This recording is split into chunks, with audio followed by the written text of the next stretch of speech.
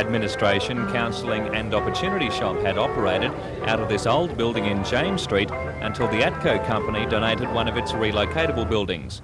Worth around $10,000, the new building will house the counselling and administration sections of the centre.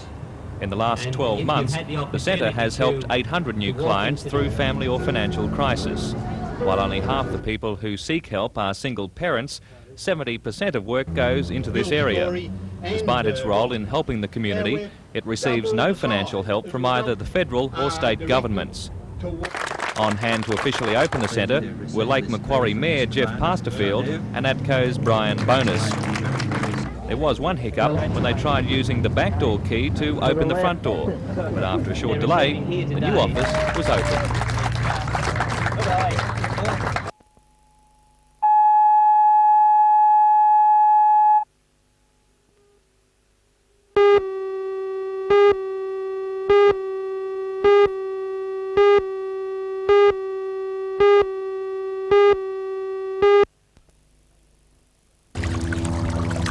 David Woods has been sailboarding for only 4 years and has an impressive list of titles and championships to his name, including 4 times national schoolboys champion.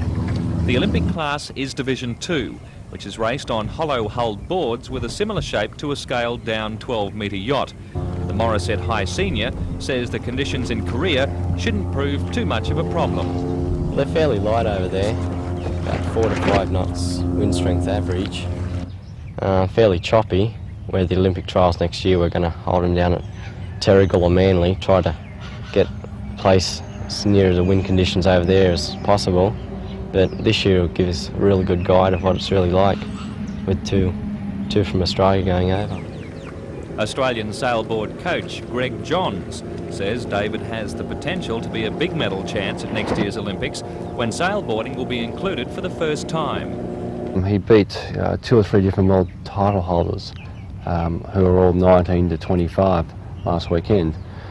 He's only been competitive board sailing for about 12-15 months, so obviously he does have a big future, yes. So he could win gold at Seoul? Sure, I mean, he's got the potential to do that, as long as he keeps putting in the hard work and does the right training. He has a possibility, yes. Also selected in the 2-man Australian team is 19-year-old Chris Lawrence of Gosford.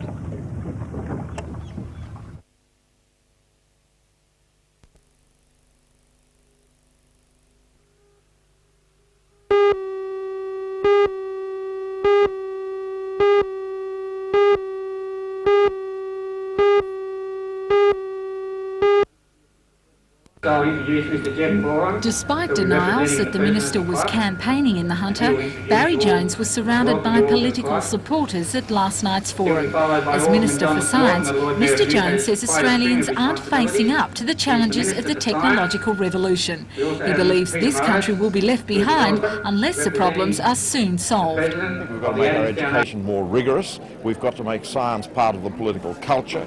I think that the media have got a responsibility to point out to people how important science is, that it opens the key to having control of your own lives, to having control of your own economy, to restoring Australia to the place that it used to have among the nations years ago.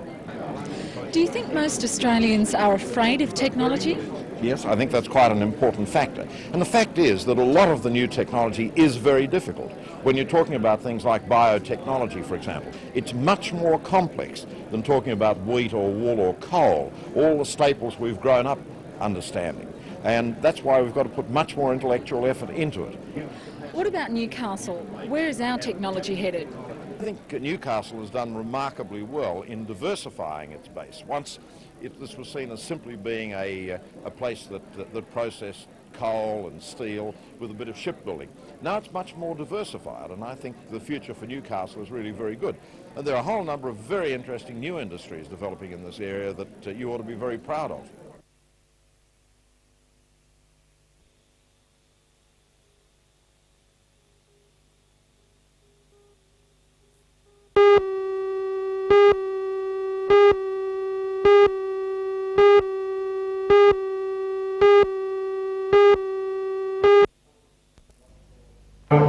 What's called quick and rough. So this is how whiteboarding writes. This is not the preferred method probably, but it'll do. Okay. So your background is all ferrite, and this dispersion sort of precipitate will form out here in Kitty. Not too bad. Got to be about 50-50. Like that. At least one. Now, miles, so they're easy, and they're easy marks. When you come to, and you say those dendrites, they were originally austenite, but they transformed to pearlite. So there it is.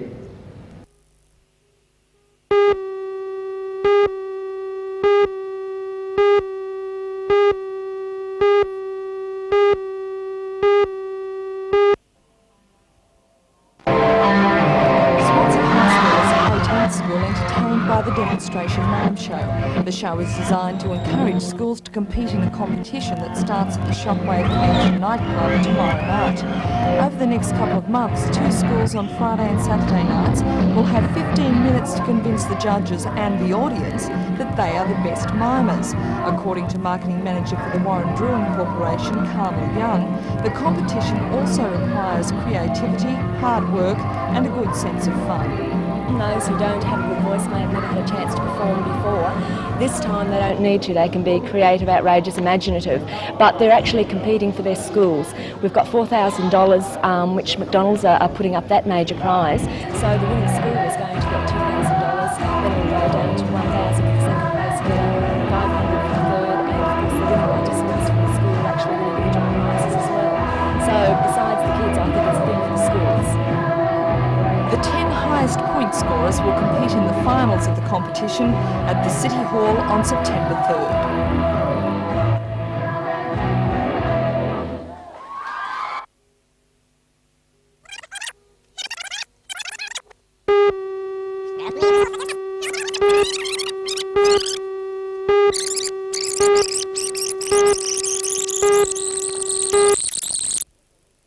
The 750 and Zephanique in front by the fall 3 occurred lengths at the to Ben 550 metre Boyder. mark when Justice to All, ridden by apprentice Brady Roberts of Wyong, clipped the heels of Drop the Catch. Justice to All blundered then fell, causing Sonomel also to fall. Brady Roberts on Justice to All suffered minor injuries, but was not permitted to ride for the rest of the day. However, 17-year-old Gosford apprentice Kim Jones, riding Sonomel, was taken to the Gosford Hospital with a suspected fractured thigh. Stewards say the fall cannot be blamed on any of the riders. Both horses came out of the fall with minor injuries. By Fazeldad. Lord Marquis is coming with a rattling run. It's a great...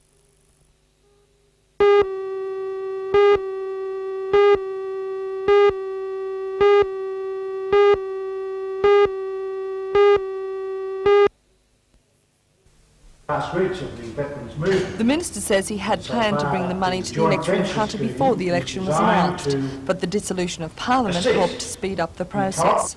Mr Gietzelt gave the Hunter Legacy branch $27,000 to buy a minibus similar to this, and he presented $15,000 to the Newcastle branch to be used for the renovation of war widows' houses. Mr Gietzelt says after 16 years in federal parliament and 4 as Minister for Veteran Affairs, it's time to retire from the front line. This happens to be my 5th double dissolution in 16 years that I've been elected as Senator, and each time I've been elected for 6-year terms, so in fact I would have been serving 30 years if there had been sort of stable politics in Australia. To that extent I had contemplated retiring from the Parliament on this occasion, but as a Minister it was felt that I should contest the election so that I could give the assurances to veterans that the government's interest is there and speak on behalf of the government as a candidate. While speaking to the returned servicemen and women from the coalfields, Mr Gietzelt also denied claims that his department would be amalgamated with the Department of Community Services or Social Security. There's been a lot of suggestions from the new right organisations and some of the major business groups in Australia that one of the ways that government should cut public sector spending would be to amalgamate the Department of Veterans Affairs with Social Security and Department of Health and Community Services. Prime Minister as late as 10 days ago gave me an absolute assurance that it wasn't going to happen under Labor, and consequently there's no truth that we are in any ways contemplating such a move.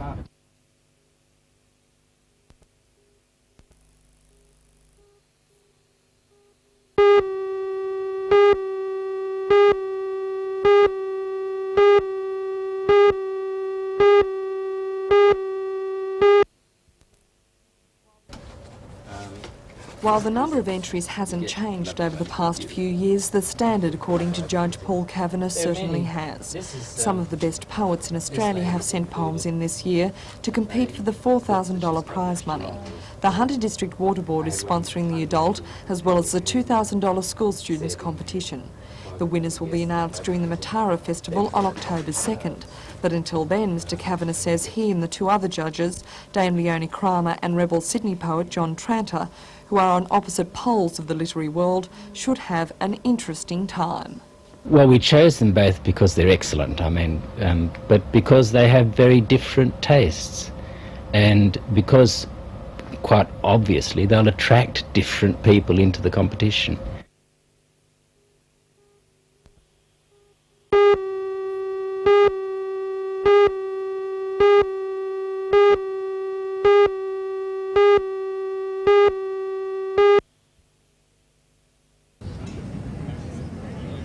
He won the prestigious title and the $500 in prize money after winning a section and facing the Australian singles runner-up, Clarice Power of Victoria. It was an afternoon that had the big crowd huddled under blankets to keep warm. To watch some hot bowls, though, with Eve in charge from the outset. In the middle stages, she led easily, and it looked like being a little embarrassing. But Mrs. Power is herself a top-class player with years of experience, and she was never rattled and hit back to bring the best out of the local bowler. It's fair to say that no tournament attracts a better field, and to win it is yet another feather in the cap of a popular lady indeed.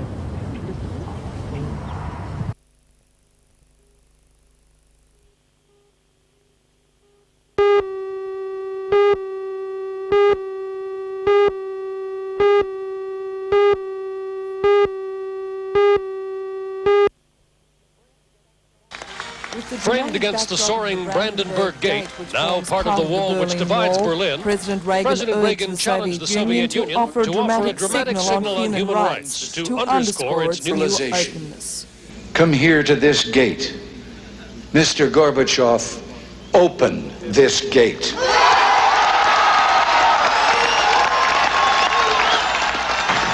Mr. Gorbachev, tear down this wall. In Korea, a riot in the capital of Seoul is entering its fourth day as students battle police in the streets. The protests are over retiring President Chon Do-won naming a close aide as his successor. Today, a small contingent of police were cut off from their troops and their weapons and shields were destroyed, but a group of protesters managed to protect them from the more radical and violent demonstrators. The Pope's visit to his homeland, Poland, has given the solidarity movement there new momentum. His enormous open-air masses have provided a forum for solidarity supporters, and the Pope says the workers should be allowed to form trade Mark unions. Phillips, CBS News.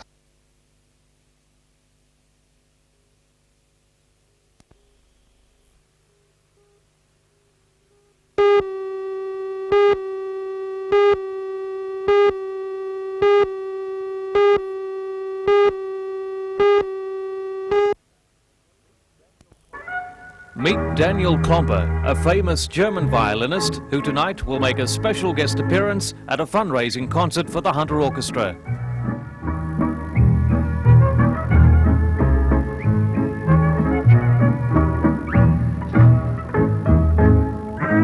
Or perhaps you prefer the sounds of the cello played by that maestro himself, Pierre Tortellini.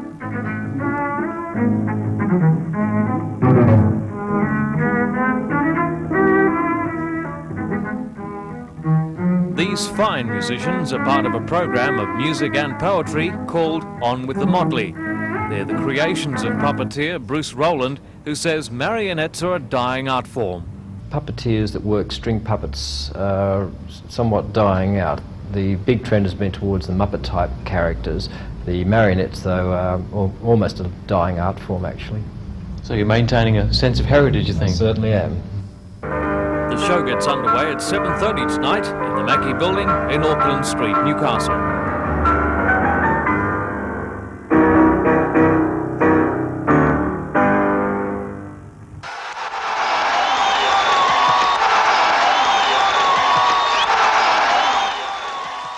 Mr. Reagan echoed American.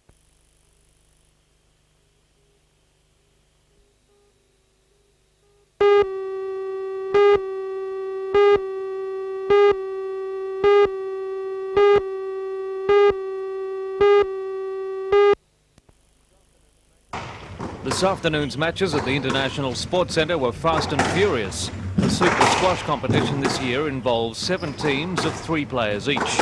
Here, Wayne Morgan for Viking does battle with Peter Sanderson of Charlestown. Peter was the eventual winner in the best of 5 games.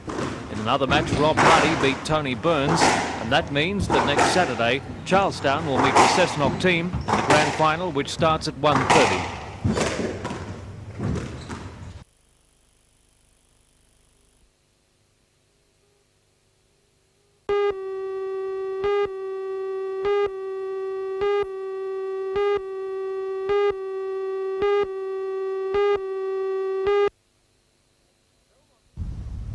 Belmont Club went into today's match to settle the issue at the Nelson Bay course with a 2-point lead on the CNDGA ladder.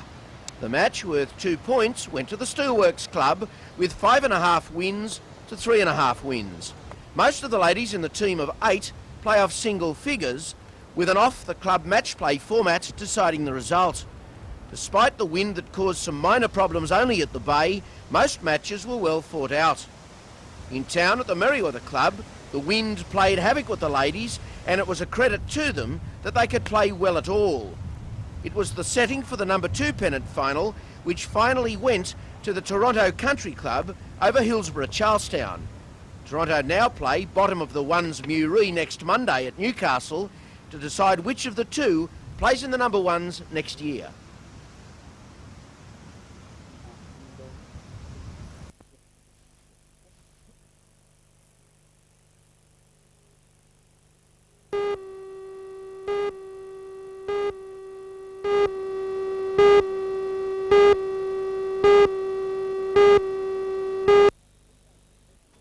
Pico subsidiary, the Newcastle Wallsend Coal Company, was due to take over the troubled Saxon Vale colliery on Friday. But Mr Gabb refused to sanction the transfer of the deeds from BHP because of a dispute with the mining unions. The unions are refusing to sign agreements which would effectively allow Newcastle Wallsend to alter work conditions. Today, both BHP and the unions said they want the ownership to change hands. This will give the Coal Industry Tribunal jurisdiction in any dispute between Newcastle Wallsend and the unions. Pico Wallsend removed itself from the talks this morning, saying that since it didn't own the mine or employ the 236 workers there, it was not party to the talks. It was this approach that resulted in Resources Minister Gabb's criticism of the company tonight. BHP says it will have to take some action soon to cut its losses at Saxon Vale and will give significant cutbacks if it's not relieved of the mine. The whole matter will go back before the Coal Industry Tribunal again tomorrow.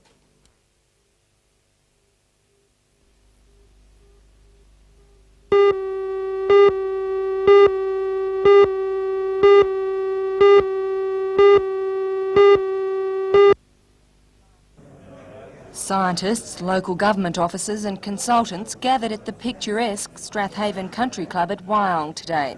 They are all members of a newly formed group called the Association of Councils on Estuaries. Not surprising, the main topic to be covered over the next 2 days is how to achieve better estuarine management in New South Wales. According to John Bell, the environmental officer with Wyong Shire Council, help from the state government will be crucial in the next few years. The estuaries along the New South Wales coast are been deteriorating for a number of years. Individual councils are trying to do what they can to remedy the situation, but what we desperately need is some support from government in terms of structure and financing for a serious estuarine management initiative.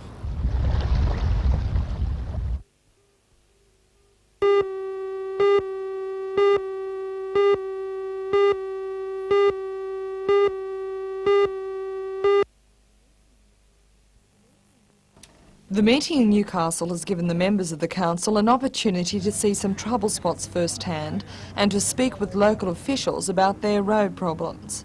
President of the NRMA, Jim Milner, says the main concern is that no decision has been made on the routes for the F3 freeway and the Charlestown bypass. I think the delay has probably been due to environmental problems, and wherever you want to put a road, of course, you never please everybody. But we rather feel now that the time has come that the government must make a decision and say this is the route and get on with it. Otherwise it'll go on indefinitely. Do you think Mr Milner says while the NRMA sympathises with those who are affected by these decisions, he says they should be compensated for the overriding goal of improved and safer roads. He says given that some 40,000 cars a day drive through the Charlestown retail area, that the West Charlestown bypass should be a priority. Do you think that there could be delays because of the election? They could be waiting until either Labor gets back in or the Liberals get in before a decision is made? Well, I think there's always a tendency for things to get delayed during elections, but only during election time. I think once the election's over, I'm quite sure the government will get on with the job.